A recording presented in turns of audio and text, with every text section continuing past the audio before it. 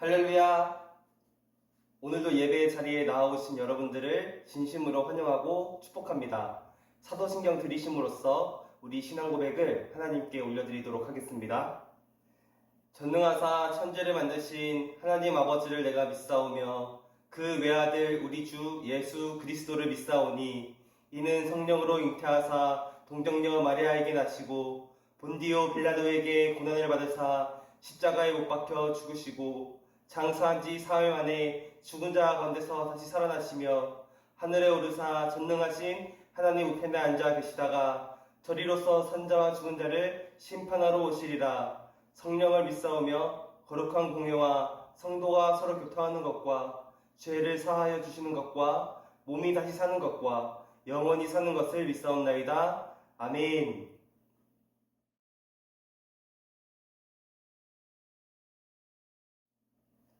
네, 우리 오늘 같이 살펴볼 하나님 말씀은 창세기 25장 1절부터 11절까지 말씀입니다.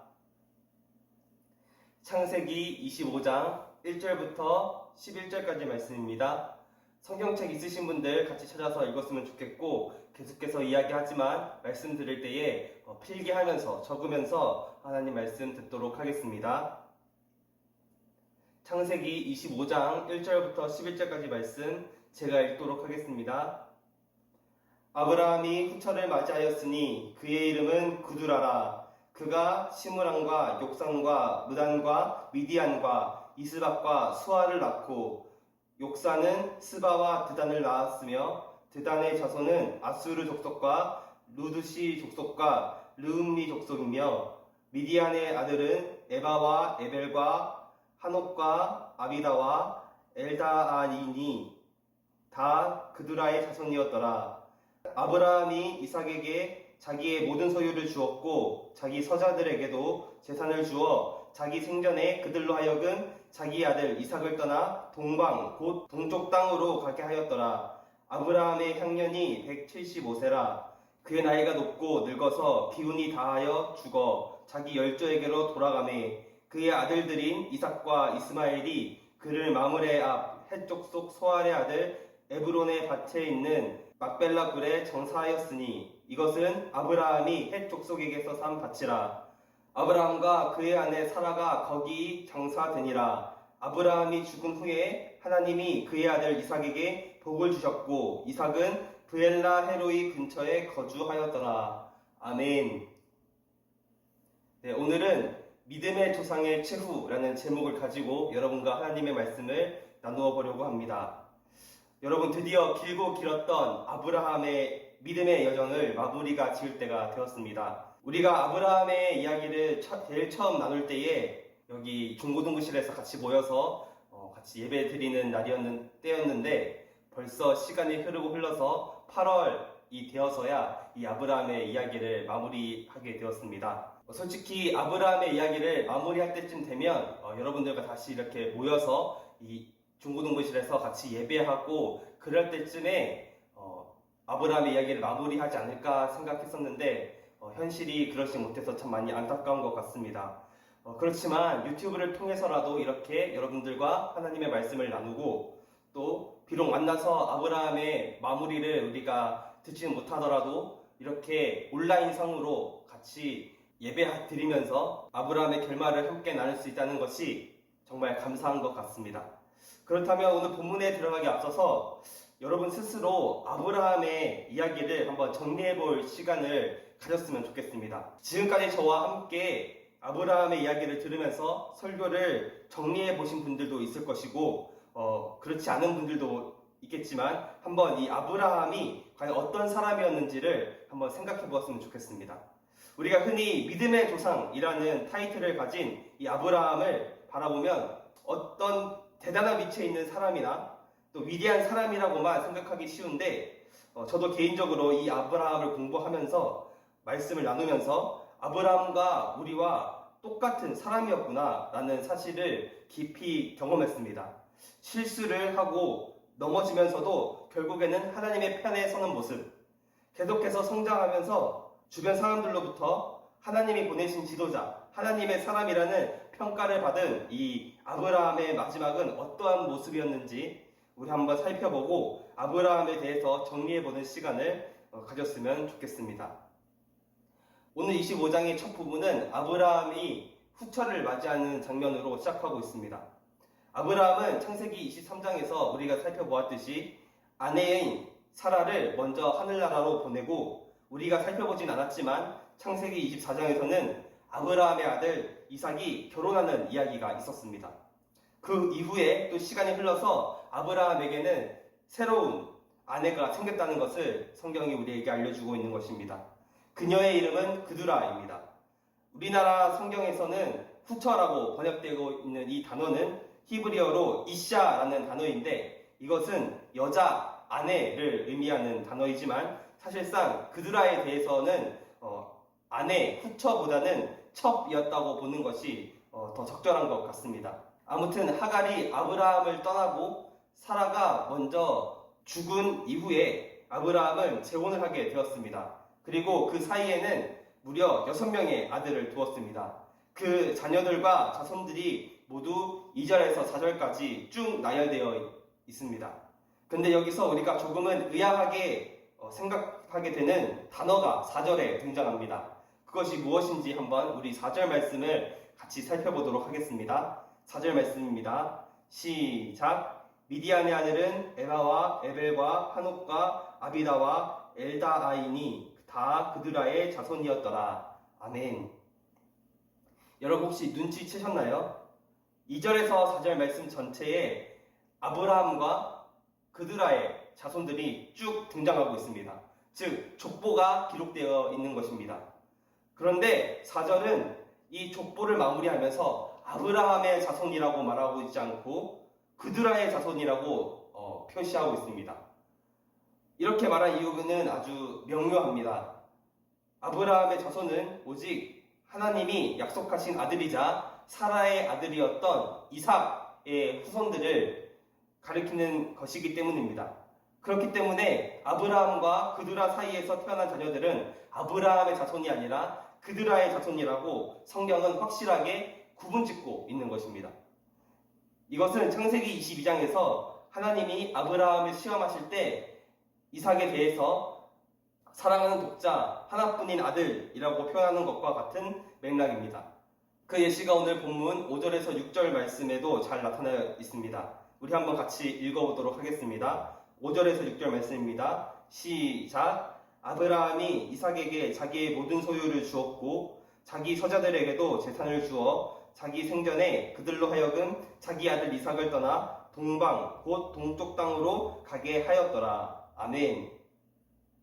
성경은 이삭에 대해서 아브라함의 아들이라고 지칭하고 있지만 그 외의 자녀들에게는 서자들이라고 말하고 있습니다.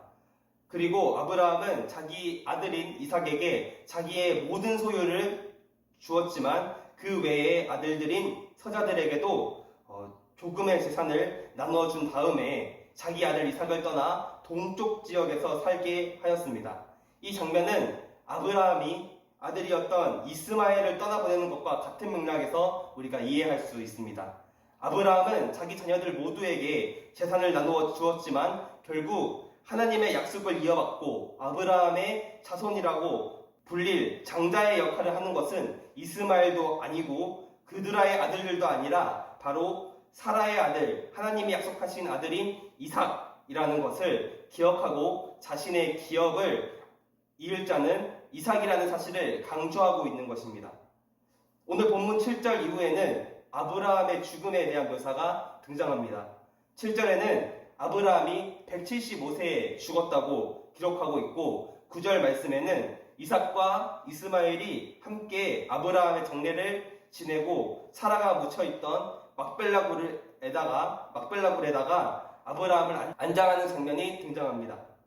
아브라함은 무려 175살을 살았습니다. 지금의 우리로서는 감히 생각도 할 수 없는 그런 세월들을 아브라함이 누린 것입니다. 저는 아브라함이 올해 장수했다는 사실도 참 놀랍지만 그보다 아브라함이 하나님과 함께한 시간이 더 놀라운 것 같습니다. 하나님께서 창세기 12장에서 아브라함을 처음 불러내실 때에 아브라함의 나이가 몇 살이었는지 혹시 기억나시는 분 있으신가요? 네, 맞습니다. 아브라함은 75세 때 하나님으로부터 부르심을 받았습니다. 그리고 아브라함이 죽은 나이가 175세였죠. 아브라함은 정확하게 100년의 시간을 하나님과 동행하며 살았습니다. 하나님은 시간에 종속되지 않으신 분이시기 때문에 하나님께 있어서 이 100년은 아무것도 아닌 시간이지만 아브라함에게 있어서는 조금 다릅니다. 아브라함을 포함한 우리 모두는 시간에 종속되어 있고 시간의 제약을 받습니다. 그런 그가 하나님과 함께한 시간이 무려 100년이었다는 것입니다. 아브라함은 이 100년의 시간 동안 하나님과 동행하며 신앙생활하였고 비록 반복되는 실수와 실패, 넘어짐을 경험했지만 아브라함은 단 한순간도 하나님을 떠나지 않고 그 시간들조차 하나님과 함께함으로 믿음의 조상이라는 타이틀을 얻게 되었습니다. 아브라함은 175년의 긴 세월을 살다가 결국 죽음을 맞이하여 자기 조상들에게로 돌아갔고 사라와 함께 막벨라 굴에 안장되었습니다. 아브라함의 인생은 이제 마무리가 된 것입니다. 하지만 하나님의 약속은 끝나지 않았습니다. 아브라함과 하나님이 맺은 언약은 끝나지 않았습니다.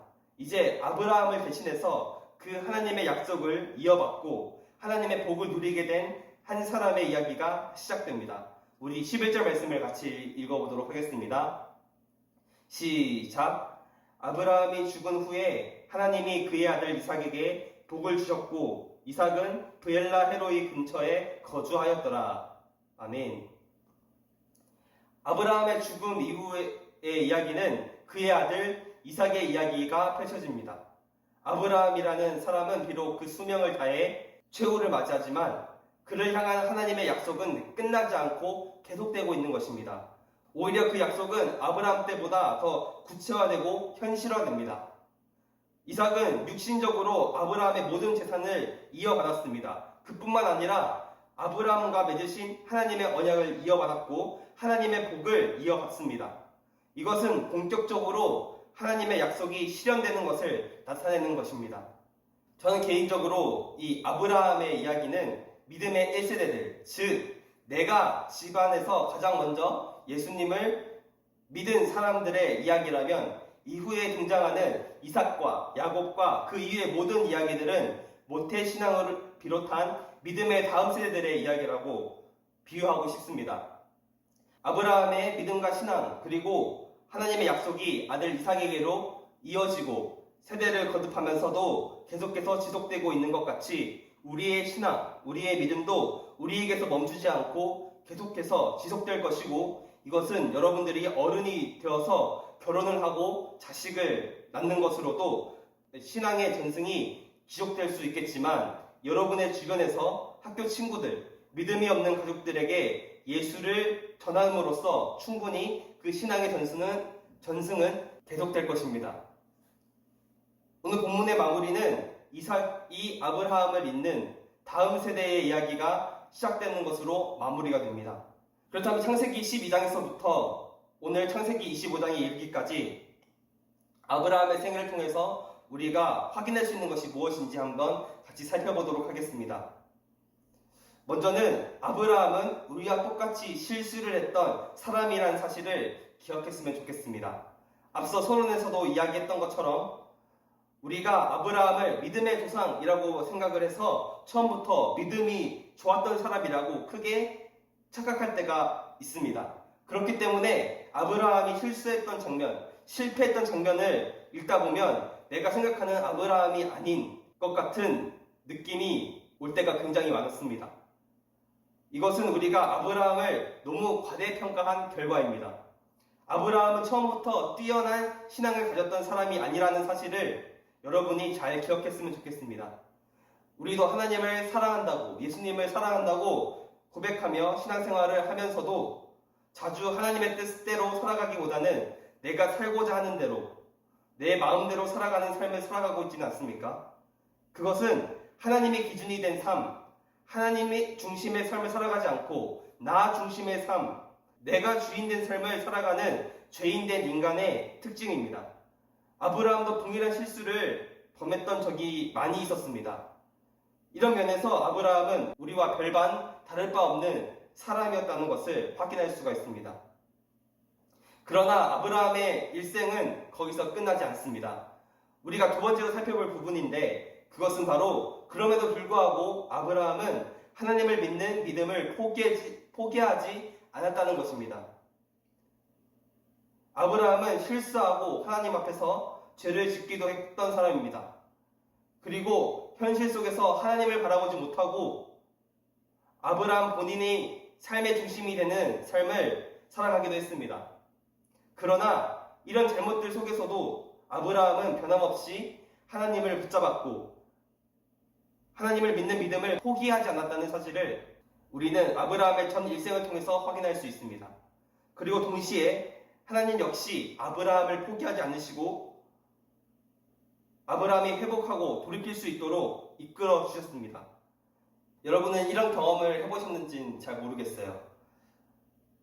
전도사님이 학생이었을 때, 고등학생, 대학생이었을 때에 수련회에서 은혜 받고 예배 때 큰 은혜를 받은 다음에 이제는 새 사람이 되어서 내가 지었던 모든 죄들을 다 끊어버리고 하나님만 열심히 섬기는 삶을 살아가겠노라고 고백했던 적이 있었습니다. 하지만 얼마 지나지 않아 다시 죄된 본성이 나타나면서 무너지고 내가 생각했던 모든 것들이 다 무너지고 또 넘어지는 경험을 했고 이것들이 계속해서 반복되는 경험을 했습니다. 그러나 이것이 반복되면서 저 스스로 느끼기에도 내가 하나님을 믿는다는 사실이 너무나도 부끄럽고 죄송하다고 느껴지면서 이 정도 되면 이쯤 되었으면 하나님께서 날 포기하시지 않았을까? 라는 생각도 들기도 했습니다. 하지만 그럼에도 불구하고 하나님은 여전히 나를 사랑하시고 나를 사랑하셔서 예수님은 그 생명까지도 아끼지 않고 나를 위해 십자가에서 죽으셨다는 그 놀라운 신비가 제 마음을 가득 채웠을 때에 다시 회복할 수 있었습니다. 하나님이 원하시는 것은 죄의 실수 때문에 넘어진 채로 머물러 있는 것이 아니라 그럼에도 불구하고 하나님을 의지하고 하나님과 함께 죄와 싸워 이기기를 원하십니다. 아브라함은 자신의 연약함 때문에 무너졌을 때에 그 연약한 상태 그대로 있지 않고 오히려 하나님을 끝까지 붙들었습니다. 하나님 안에서 계속해서 성장하였고 성숙하게 되었습니다. 그렇게 비로소 아브라함은 믿음의 도성이라고 불릴 만큼 하나님을 의지하는 하나님께 순종할 수 있는 믿음으로 성장했음을 통해서 우리도 연약함 속에서도 하나님을 계속해서 의지하고 하나님을 신뢰하는 믿음 안에서 계속해서 하나님의 사람으로 성장해야 된다는 사실을 확인할 수 있는 것입니다. 말씀을 정리하도록 하겠습니다. 우리는 긴 시간 동안 아브라함의 일생에 대해서 배워왔습니다. 그리고 아브라함의 일생을 통해서 우리의 신앙을 점검하는 시간도 가졌습니다. 그리고 그 안에서 하나님의 일하심을 확인할 수 있었습니다. 아브라함은 처음부터 완벽했던 하나님의 사람이 아니었고 그 역시 우리와 똑같은 사람이었고 어쩌면 똑같은 수준의 신앙생활로부터 시작했을 것입니다. 그러나 하나님과 약 100년의 시간을 함께한 아브라함은 신앙 안에서 성숙해지고 결국 하나님과 함께한 하나님의 사람이 되었고 믿음의 조상이라는 타이틀을 얻었습니다. 아브라함이 대단한 사람이었기 때문이 아니라 아브라함은 철저하게 하나님을 의지하였고 하나님만 붙잡고 하나님 중심의 삶을 살아가기로 노력했던 사람이었기 때문에 가능했던 것입니다.